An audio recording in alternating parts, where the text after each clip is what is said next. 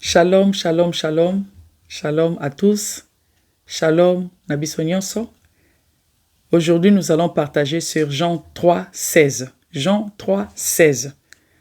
Il est écrit, « Car Dieu a tant aimé le monde qu'il a donné son Fils unique, afin que quiconque croit en lui ne périsse point, mais qu'il ait la vie éternelle. » Awa tozomona, un Dieu plein d'amour pour l'humanité. Apesi mwana na ye pona a sauver l'humanité. Apesi yango balobi na amour parce que il a aimé, balobi il a aimé. Apesi na bolingo, nature na ye za bolingo. Na bolingo sa nango pona yo, pona nga, pona mokili mobimba. Apesi mwani balobi quiconque ezali quiconque, mutu nyonso. Peu importe nation, tribu, pays ou outil, et si ko botama, papa to maman botami na famille ou outil, mabe au sala, peu importe, religion aux ali, peu importe, balobi, alobi, quiconque ezali, tout le monde. Oyo akondimela ye, akosala nini, akobika, mais ye apesi mwana na ye, apesi mwana na ye. Tala, na mokili oyo, la meilleure histoire écrite dans la vie humaine, ezali histoire ya notre Seigneur Jésus-Christ de Nazareth. Eza histoire ya Yesu Masia. Histoire mosusu te. Histoire ya bolingo. Apesi. Metango apesi mwana na ye. Azanzambe oyo apesi na bolingo nyonso. Ke azali ko s'attendre te. Il ne te demande rien en échange. Il te demande rien en échange.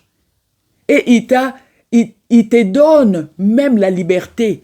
Yako choisir, il te donne la liberté à kopona. Azo peso liberté pona. Apesi yo, balobi quiconque, alobi quiconque. Apesi avec amour. Mais tant apesi, aza kozela, asala en échange na yo nelo komo kote. Po biso bato mokili. So ki nga na pesi yo, peut-être lobi nazo zela. Ah, nakabeli, na pesa exemple, kombo moko koyelanga kaka. Nakabeli, Patricia, nazana konzima, ah bon, un jour, penga pena ko senga Patricia service en retour, ya o na salela qui est avant-hier.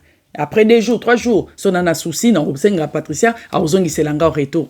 Mais nzambe balobi ya pesi, tango ya pesa ki gratuitement. A pesi mwana ne lokola likabo gratuitement. Sans aluka et à ça l'échange na yo na eloko. Et pas pesi liberté même yako choisir, yako pona. Po balobi, alobi afin que quiconque croit en lui ne périsse point, mais qu'il ait la vie éternelle. Quiconque. Ce qui au croire. Donc, il y a le que et ça peut n'abatum sous-soupé, bah, au croire te. Ce qui au croire te, au périr. Mais ce qui au croire, aux a sauvés. Apesio, salut. Donc, azan nzambe oyo apesi gratuitement. Nzamba tondi na bolingo. Et puis, meilleure histoire oyo komami na monde. Eza meilleure histoire ezali kaka oya Yesu Masia. Mosusu ezate e kozalaka pete e kokomaka makaka pete. Histoire, la meilleure histoire du monde. Ezali histoire ya Yesu Masia. Po ye atikaki. Il a changé son trône. Pour te sauver, il a changé son trône pour na ko sauver l'humanité mobimba. A changé qui trône na ye, atiki gloire, atiki kembo na ye, pour ya ko sauver l'humanité mobimba. A changé yango. Pourquoi pour ya ko pesa yo nangai meilleure vie wanezali Zoé. La vie de Dieu. Aye ko pesa yo nanga meilleure vie. La vie de Dieu. Zoé. Aye ko pesa yo nanga meilleure vie. Aye ko pesa biso une meilleure vie. Une meilleure vie. Aye kopé sa yo, aye kopé sa ngai. Une meilleure vie. Pona yo nanga tozala sauver. To périr te po balobi.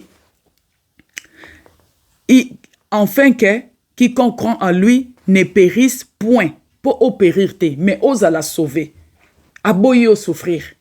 Atiki trône, a changé trône na ye pona yo, a changé trône na ye pona nga, a changé trône na ye pona humanité mobimba. Aye akufi ne kulusu. Amikomi si lisumu. A cause ya masumu na yo, a cause ya masumu na nga, a cause ya masumu mokili ya mikomisaki lisumu, po yo zala sauver nga na zala sauver. Nzambe papa a pesi biso ye. Notre Dieu nous a donné son fils, dena lobi ava, comme un cadeau. Un cadeau parfait. Un cadeau parfait. Et puis, le salut est nanzela ya Yesu Masia. On ne peut pas parler de salut en dehors de notre Seigneur Jésus-Christ de Nazareth, non. Et le salut aussi, c'est un cadeau que Dieu nous a donné. Toki kolobela salut te libanda Yesu. Non. Yesu Masia amipesi lokola mbeka. Papa pesi bisoye comme cadeau. Et ye amemeli biso lobiko, amemeli biso salut comme un cadeau. Nyonso toana pona yo, pona ngai. Mais asali yango a changé trône na ye pona masumu na yo, masumu ya mokili mobimba. Ayaki pona kobikisa mokili. C'est pour cela est nécessaire de naître de nouveau. Est nécessaire de naître de nouveau. Ndenge ekomami na kati ya mokanda ya Jean 3 na verset 5. Jean 3, naza na Jean 3 na kende na 16, mais siko kaka na Jean 3 na verset 5. Kuna eza Yesu Masia bandaki kozwa conversation na Nicodème.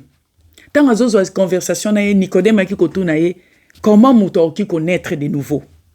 Déjà naza tata mobimba bona kota lisuna libuma mama nanga pona bota malisusu. Nicodème atunaki motuna. Mais Yesu alobi na ye.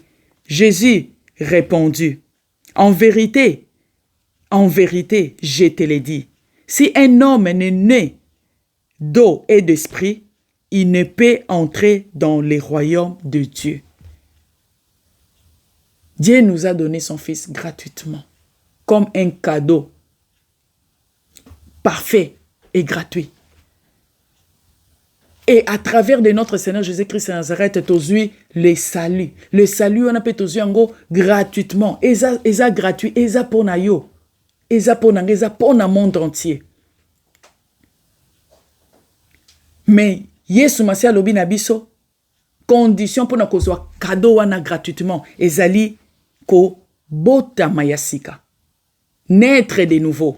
Alobi, si l'homme, en vérité, je vous dis, si un homme n'est né d'eau et d'esprit, bela baptême, yamai, na baptême, mon santo, parce que quand on est né de nouveau, tango yambi yesu, connaître de nouveau, eza kobota mayasika, tango yambi yesu lokola mokonzi, pe mobikisi, na bomo inayo, automatiquement, l'Esprit Saint akoya kati na yo.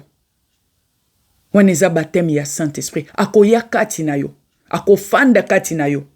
Non seulement ça, ako chape kati na yo agape. Agape love. Agape, l'amour de Dieu. Ako chango kati na yo. Amour anzambe. Yango wana, ti lelo. Ti lelo tozolo bela bolingo na mokili. Parce que le Saint-Esprit est là. Et tu deviendras une nouvelle créature. Ndenge lobi na biso na 2 Corinthiens 5 verset 17. Na 2 Corinthiens 5 verset 17 lobi, si quelqu'un est en Christ, il est une nouvelle créature. La Bible nous dit ça. Na 2 Corinthiens 5 verset 17. Sikoyo, soki molimo mosanto aye afandi kati na yo, tango yambi yesu lokwa mokonche obikisi na vi na yo, afandi kati na yo, okomi ekela muyasika. Acheka tina yo agape love. Acheka tina yo bolingo ya nsambe. Yango ti lelo tozolo bela bolingo na mokinde na lobaki liboso. Pourquoi? Parce que le Saint-Esprit est là. Il met l'amour en nous. Pendant que l'église, Yankolo Yesu Masia, l'église de Dieu, est ici au monde, amour et kozala. Parce que c'est la nature de Dieu. Et comme le Saint-Esprit habite en nous, c'est pour cela tozolo bela bolingo na mokili. Mais tangu Yesu akoya, azu iglesia naye, ake naye, na iglesia naye, bolingo, na mokili, awa, je pense que kozala esusute, parce que ça, c'est la nature de Dieu. Dieu est amour. C'est pour cela, Jean 3,16 elobi na biso, Dieu a tant aimé le monde, il a donné, parce que sa nature, c'est l'amour. Nzamba sa bolingo. Tala o nyonso nzamba sa lipono, apesi mwana naye, comme un cadeau. Yesu Masia mi pesi comme un cadeau.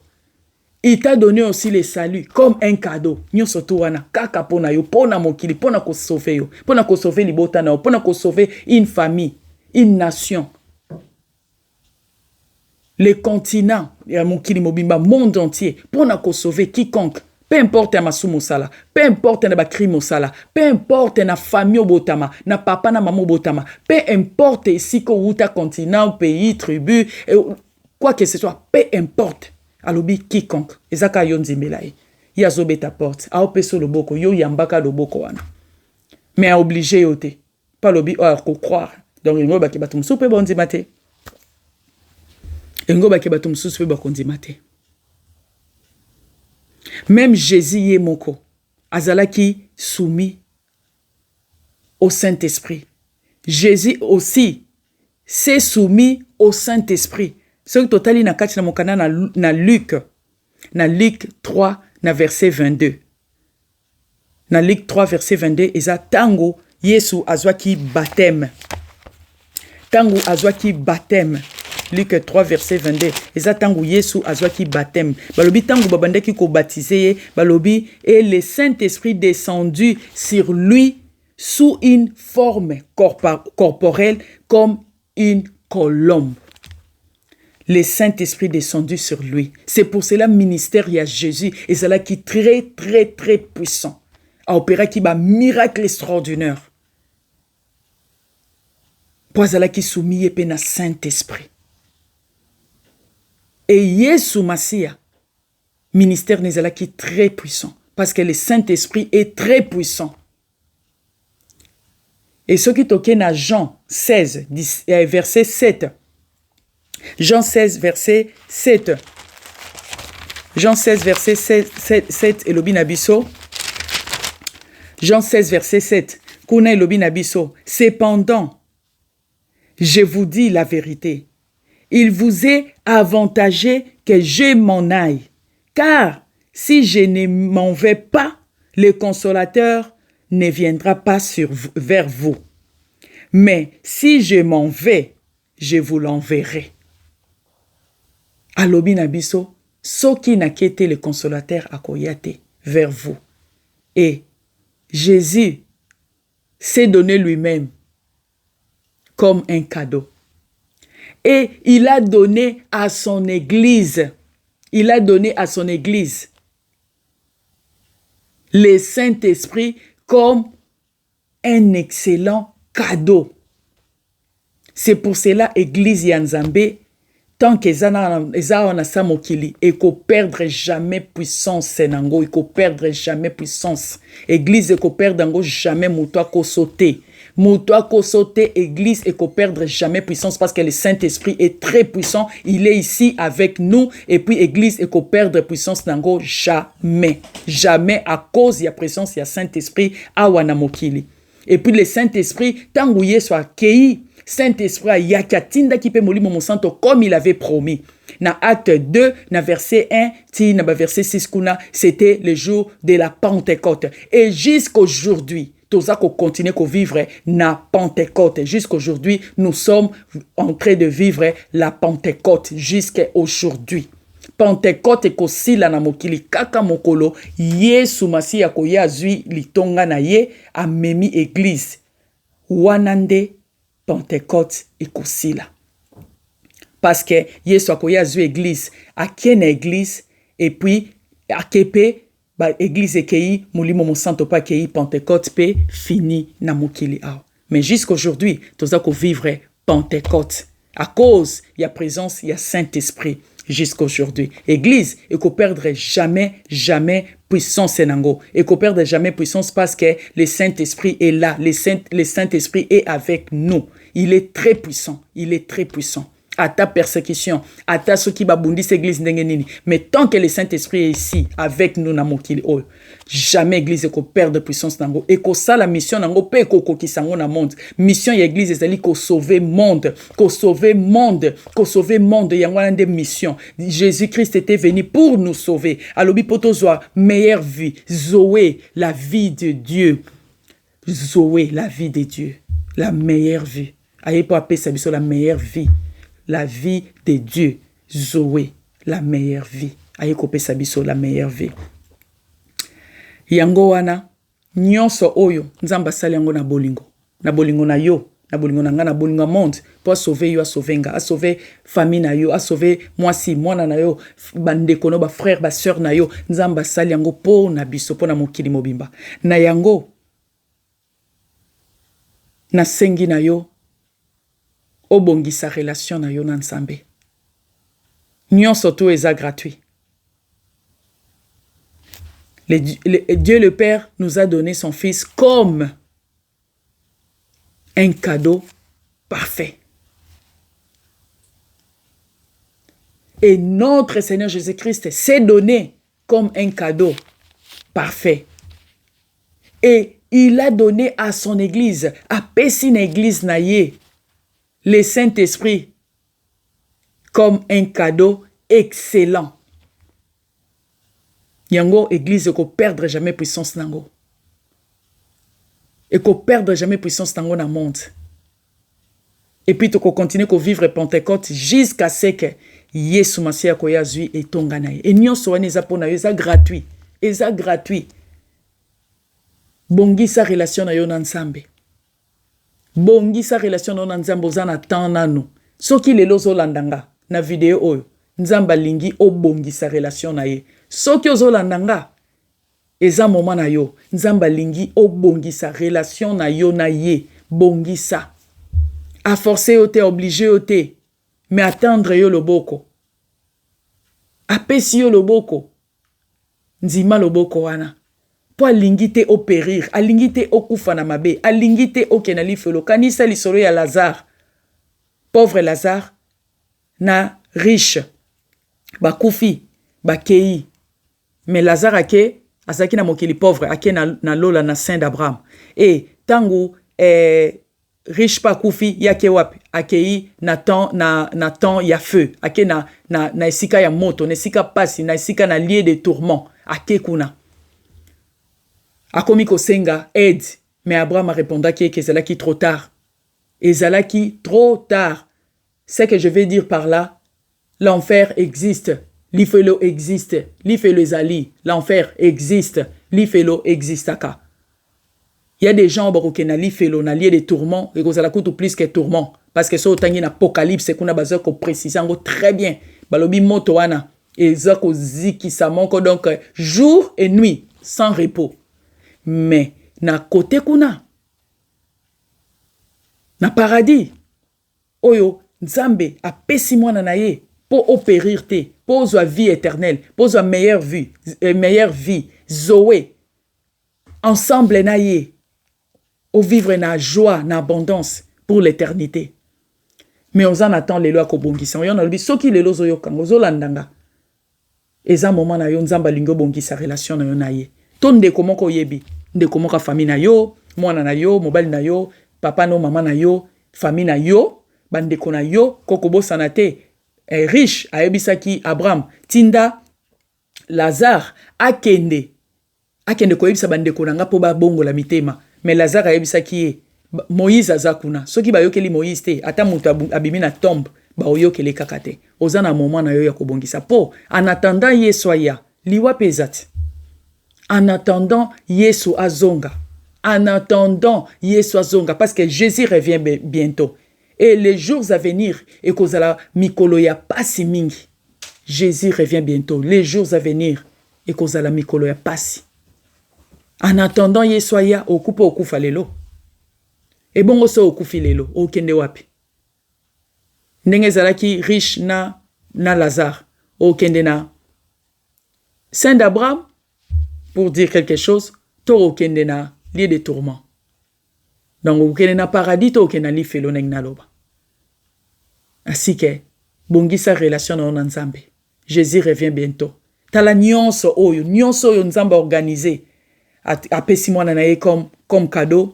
Yesu mi pesi comme cadeau. Yesu a pesi biso salut comme cadeau. Yesu a kei a tindeli biso molimo mo santo comme cadeau. Pona yo, pona nga.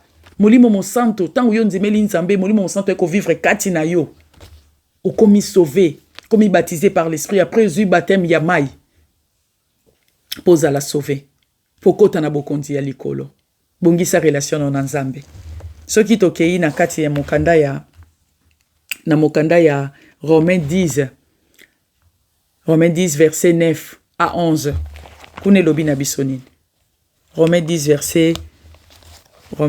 verset 9 à 11. Balobi, si tu confesses de ta bouche le Seigneur Jésus, et si tu crois dans ton cœur que Dieu l'a ressuscité des morts, tu seras sauvé. Car c'est en croyant du cœur que parvient à la justice. Et c'est en confessant de la bouche qu'on parvient au salut. Selon ce que dit les Écritures. Quiconque croit en lui ne sera point confus. La Bible nous dit. Quiconque croit en lui ne sera point confus. Quiconque, tout le monde, peu importe, mabe au sala, peu importe, crime au sala, peu importe, et si ko wuti o botami o koli papa, maman ni no botami ni famille no wuti, peu importe. Babika quiconque, yonzi makaka, bongi sa relation ensemble. Et si ko zali, o répéter si manangai. Po balobi, si tu confesses de ta bouche le Seigneur Jésus, et si tu crois dans ton cœur que Dieu l'a ressuscité des morts, tu seras sauvé. Déclaré na si manangai. Koloba, selon la parole de Dieu, na Romains 10, na verset 9 à 11. Koloba, Seigneur Jésus-Christ, lelo, naza ko déclaré que na lingio na motema nanga mobimba. Na bandeli, déclaré, Seigneur Jésus-Christ, lelo, naza ko déclaré que na lingio na motema nanga mobimba. Pe nanzimi ke yo ozali mwana ya Nzambe. Pe nanzimi yo ozali mwana ya Nzambe na bomoi.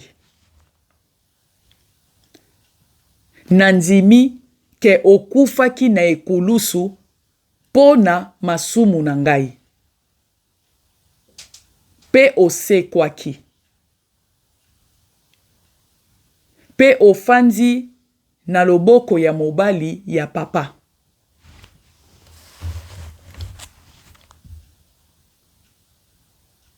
Na yambi yo na motema na ngai lokola mokonzi pe mobikisi na ngai. Na yambi yo na motema na ngai lokola mokonzi pe mobikisi na ngai. Na déclaré lelo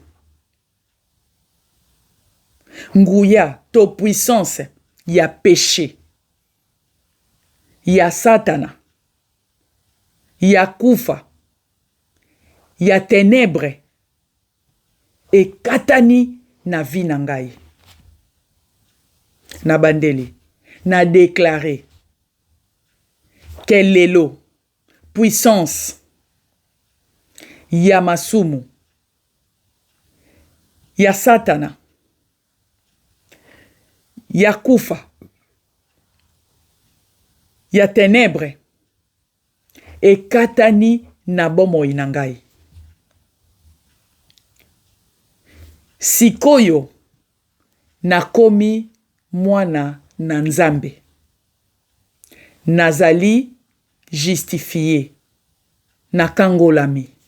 Naza justifié na kangolami. Sikoyo nazali ko vivre po na yo. Nakomi ko vivre po na yo. Sikoyo nakomi ko vivre po na yo. Po na libela na libela.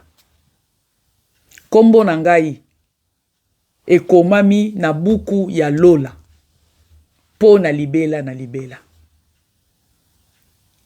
Amen, amen, amen. Soko sali yango, Nzambe apambola yo. Bienvenue na kati ya corps du Christ. Na kati ya iglesia ya Nzambe. Nzambe apambola yo. asala bolamu ebele, angengisa mwinda na ye likolo ya bomoi na yo, pe libota na yo pour toujours. Na kombo na Yesu Masiya, Nzamba pambola yo. Amen.